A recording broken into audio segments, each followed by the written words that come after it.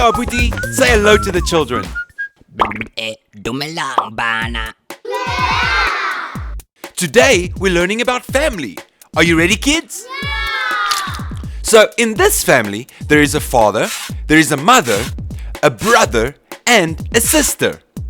Now let's learn the words in Sepedi. What is the word for father in Sepedi? Tate. Very good. Tate. And do you know what the word is for mother in Sepedi? Very good. Mme. Now, what is the word for sister in Sepedi? Kaitedi. That's right. Kaitedi. And what is the word for brother in Sepedi? Moare. Very good. Morware. Now, in this family, there is also a cat. What is the word for cat in Sepedi? Katsi. Katsi. That's right. Katsi. And do you know what the word is for dog in Sepedi? Mja. Very good. Mcha. So, we have tate, Tate. mme, Mme.